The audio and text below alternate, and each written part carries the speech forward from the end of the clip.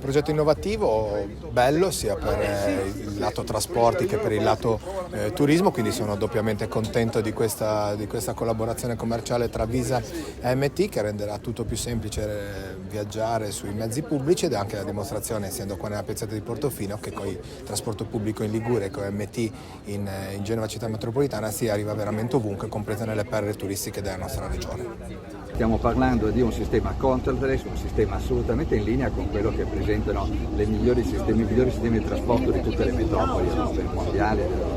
Quindi un cittadino, un turista arriva, carta di credito, carta di debito, tocca e sale a bordo, automaticamente ha pagato. Se poi toccherà 2 volte, quindi farà un viaggio andata e ritorno, automaticamente gli verrà applicata la miglior tariffa, quindi c'è anche dietro un'intelligenza che andrà a favore. Quindi stiamo parlando di soluzioni che sono veramente all'avanguardia, stiamo parlando di soluzioni che realmente facilitano l'utilizzo del trasporto pubblico, e quindi per una realtà come quella di Portofino la facilitazione del trasporto pubblico, lo stimolo all'utilizzo del trasporto pubblico credo che siano veramente fondamentali e possono essere un grande beneficio per questo Paese.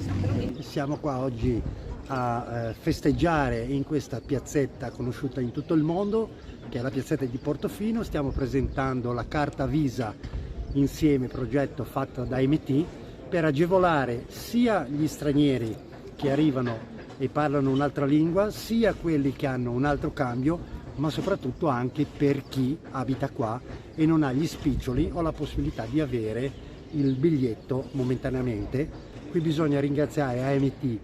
e Carta Visa per questo bellissimo progetto. Speriamo che funzioni bene e venga esteso a tutta la città metropolitana. Con grande orgoglio a nome di Visa che siamo qui a sostenere questa iniziativa, e abbiamo lavorato e ci siamo impegnati a fondo su questa iniziativa, perché è un'innovazione tecnologica che mettiamo a disposizione dell'utenza dei trasporti pubblici nella regione, nella città, e per i cittadini, per i lavoratori, per tutti gli utenti, ma molto anche per i turisti. Soprattutto noi siamo qui in una delle regioni più turistiche del nostro paese, ed è importante mettere a disposizione degli utenti la possibilità di accedere al trasporto pubblico in modo semplice, veloce, pulito e sicuro. Quindi la tecnologia di cui abbiamo dotato il trasporto pubblico nella città di Genova ed oggi a Portofino e a Santa Margherita è una tecnologia che permette giustamente di migliorare l'esperienza di viaggio per i turisti.